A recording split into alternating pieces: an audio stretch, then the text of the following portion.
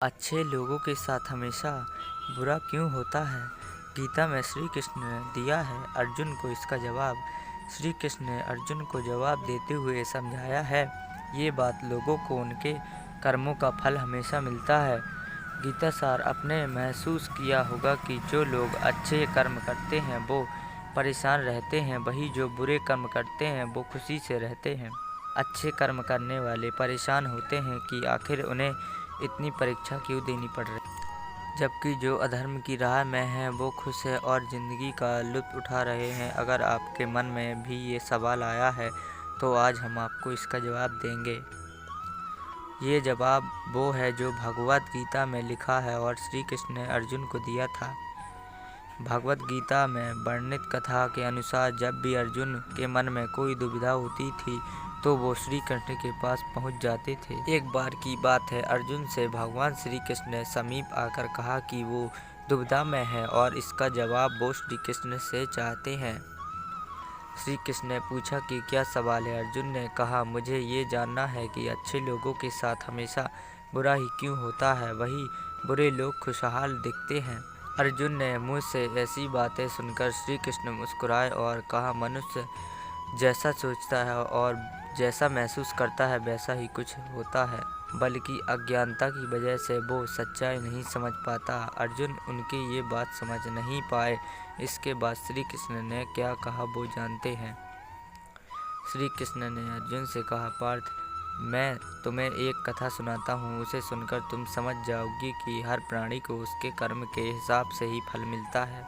प्रकृति हर किसी को अपनी राह चुनने का मौका देती है, तब वो मनुष्य की इच्छा पर निर्भर करता है कि उसे धर्म की राह चुननी है या अधर्म की। कथा शुरू करने हुए श्री कृष्ण ने कहा, एक नगर में दो पुरुष रहते थे। एक पुरुष व्यापारी था जिसके जीवन में धर्म की बहुत मान्यता थी और पूजा पाठ में यकीन रखता था। वो हर रोज मंदिर जाता था और दान धर्म भी करता था और हर रोज भगवान की पूजा करता था। वही दूसरा पुरुष बिल्कुल विपरीत था। वो हर रोज मंदिर तो जाता था लेकिन पूजा करते नहीं, बल्कि मंदिर के बाहर से जूते चप्पल चुराने और उसे दान और धर्म में कोई लेन देना भी नहीं था। समय बीतता गया और एक दिन बहुत जोर की बारिश हो रही थी। इस वजह से मंदिर में पुजारी के अलावा कोई नहीं था। ये बात जब दूसरे पुरुष को पता चली तो उसने कहा कि ये सही मौका है मंदिर का धन चुराने का। पंडित से नज़र बचाकर उसने मंदिर का सारा धन चुरा लिया। उसी समय धर्म कर्म में विश्वास रखने वाला व्यक्ति भी मंदिर पहुंचा। दुर्भाग्य से मंदिर के पुजारी ने उसे ही चोर समझ लिया और चिल्लाने लगे। वहाँ लोग एकत्रित हो गए और उसे बहुत मारा। किसी तरह वो बचते बचते वहाँ से निकल तो गया, दुर्भाग्य से उसका साथ वहाँ भी नहीं छोड़ा। मंदिर के बाहर वो एक गाड़ी से टकरा गया और घायल हो गया। फिर वो व्यक्ति लड़खड़ाते हुए घर जाने लगा तो रास्ते में उसकी मुलाकात एक पुरुष से हुई जिसने मंदिर से धन चुराया था। उससे कहा, आज तो मेरी किस्मत चमक गई, एक साथ इतना धन मिल गया। ये सब देखकर उससे बहुत बुरा लगा और उसके सामने घर के भगवान की सारी तस्वीरें निकाल दी।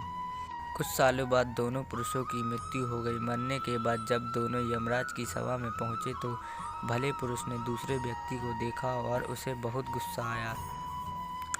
उसने क्रोधित होकर यमराज से पूछा, ही लिया, मैं तो हमेशा अच्छे कर्म करता था, दान में विश्वास रखता था, उसके बदले जीवन भर मुझे अपमान और दर्द ही मिला।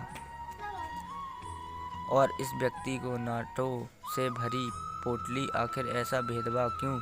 इस पर यमराज ने कहा, पुत्र, तुम गलत समझ रहे हो। जिस दिन तुम्हारी गाड़ी से टक्कर हुई थी वो दिन तुम्हारे जीवन का आखिरी दिन था, परंतु तुम्हारे अच्छे कर्मों की वजह से तुम्हारी मौत सिर्फ एक छोटे से चोट में बदल गई। तुम इस दुष्ट व्यक्ति के बारे में जानना चाहते हो? दरअसल उसके भाग्य में राजयोग था, मगर उसके कर्मों और अधर्म की वजह से वो सिर्फ एक छोटी सी धन की पोटली में बदल गया। कथा सुनाने के बाद श्री कृष्ण अर्जुन से कहते हैं, पार्थ, क्या अब तुम्हारे सवाल का जवाब मिल गया? ऐसा सोचने कि भगवान तुम्हारे कर्मों को नज़रअंदाज कर रहे, ये बिल्कुल भी सत्य नहीं है। दोस्तों, वीडियो अच्छा लगा हो तो सब्सक्राइब ज़रूर करना और हमारे जल्दी से 100 सब्सक्राइब करवा दो।